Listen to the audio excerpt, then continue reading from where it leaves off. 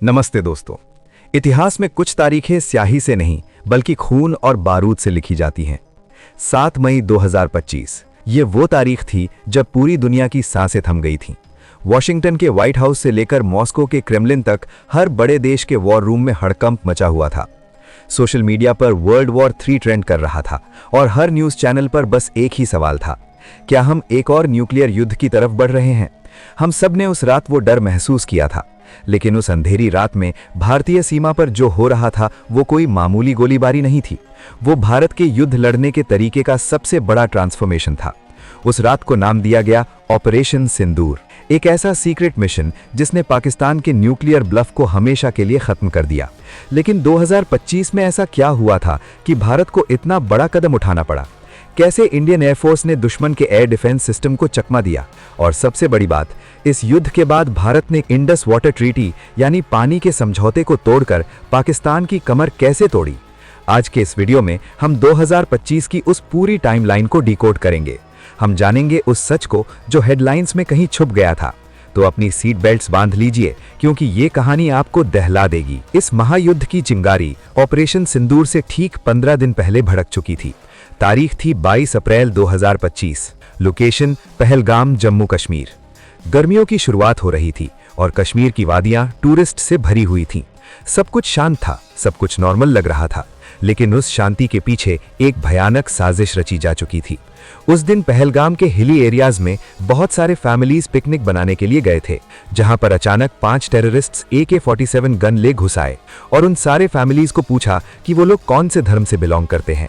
जो हिंदू धर्म के मेल्स थी उन फैमिलीज में, उन सबको वहीं पर गोली मार दिया गया। आतंकवादियों ने इस बार सिक्योरिटी फोर्सेस को नहीं बल्कि जानबूझकर निहत्थे नागरिकों को निशाना बनाया।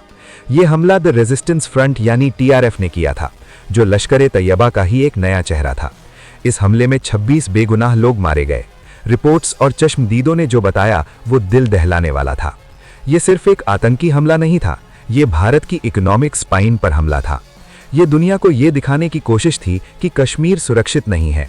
पूरा देश गुस्से में उभर रहा था। भारत की इंटेलिजेंस एजेंसीज रॉ और IB ने 24 घंटे के अंदर उन हैंडलर्स को ट्रेस कर लिया जो सीमा पार से इस हमले को डायरेक्ट कर रहे थे।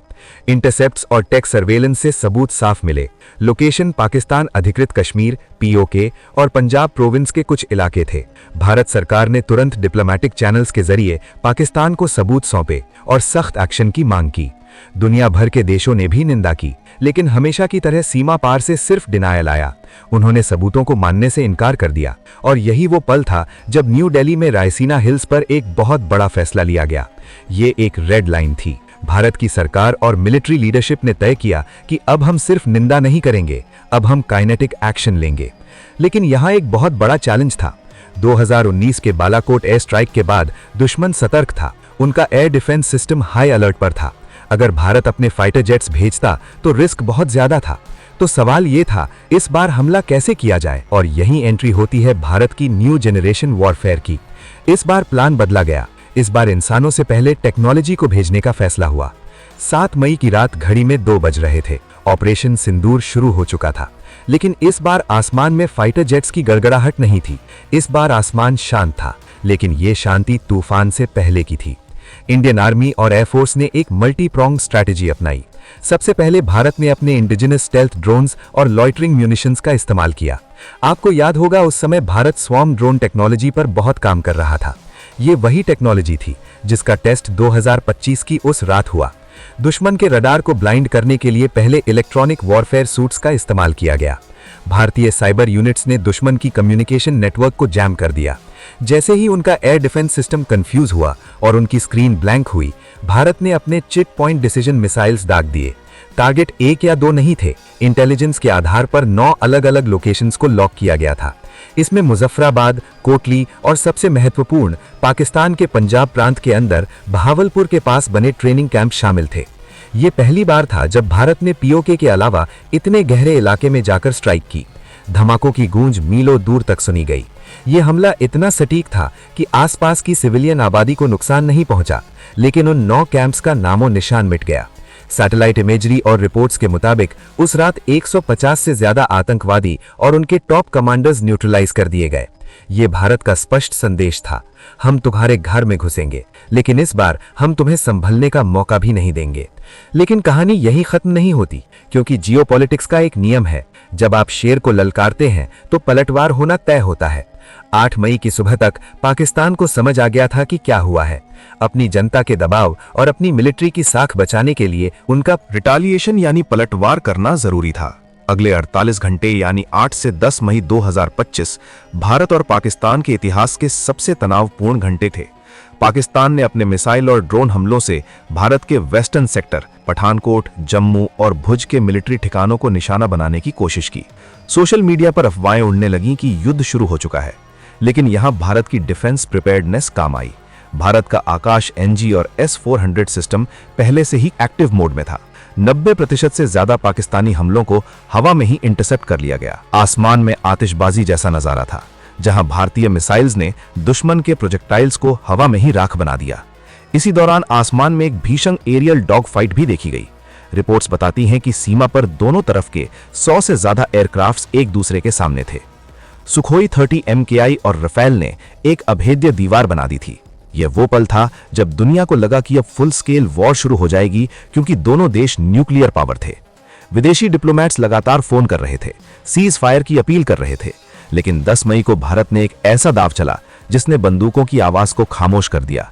एक ऐसा हथियार जो बारूद से नहीं, पानी से चलता था। जब मिलिट्री एक्शन अपने पीक पर था, तब दिल्ली में एक और बहुत बड़ा स्ट्रेटेजिक फैसला लिया गया। 10 मई 2025 को भारत सरकार ने आधिकारिक घोषणा की कि वो इंडस वाटर ट्रीटी को अबेयंस में डाल रहा है। इसका मतलब आसान भाषा में समझिए, 1960 में हुआ यह समझौता पाकिस्तान को भारत की नदियों का पानी इस्तेमाल करने की इजाजत देता था। दशकों तक युद्ध के बावजूद भारत ने कभी पानी नहीं रोका था, लेकिन इस बार भारत ने साफ कह दिया, खून और पानी एक साथ नहीं बह सकते। भारत ने चनाब और झेलम नदियों पर बने अपने हाइड्रोलिक प्रोजेक्ट्स का पानी रोकना और डाइवर्ट करना शुरू कर दिया। यह खबर बम गिरने से ज्यादा खतरनाक थी। पाकिस्तान के लिए यह एग्जिस्टेंशियल थ्रेट था। उनकी एग्रीकल्चर, उनकी बिजली, सब कुछ इस पानी पर निर्भर था। अगर पानी रुकता तो पाकिस्तान में अकाल पड़ना तय था। यह एक मास्टर स्ट्रोक था। इसने पाकिस्तान को घुटनों पर ला दिया। बिना एक भी सिपाही को सीमा पार भेजे भारत ने पाकिस्तान की इकोनॉमी और स्ट्रैटेजी को चोक कर दिया। अंतर्राष्ट्रीय दबाव में और पानी के संकट को देखते हुए पाकिस्तान को पीछे हटना पड़ा। उन्हें मजबूरन अपने टेरर इंफ्रास्ट्रक्चर को बंद करने का वादा करना पड़ा। 10 मई की शाम तक बड़ी लड़ाई रुक चुकी थी, लेकिन भारत ने अपनी शर्तें मनवा ली थी।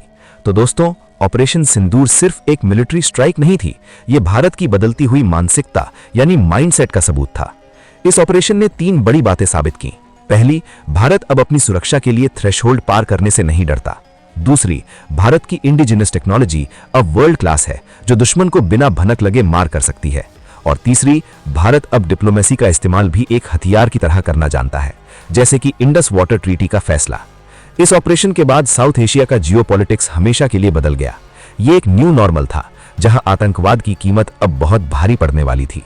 2025 का साल हमें याद दिलाता है कि शांति की भी अपनी एक कीमत होती है, और उसे बनाए रखने के लिए कभी-कभी युद्ध का रास्ता चुनना पड़ता है। आपको क्या लगता है, क्या भारत ने इंडस वाटर ट्रीटी को रोककर सही किया, या हमें और भी कड़े कदम उठाने चाहिए थे? अपनी राय नीचे कमेंट में जरूर बताएं।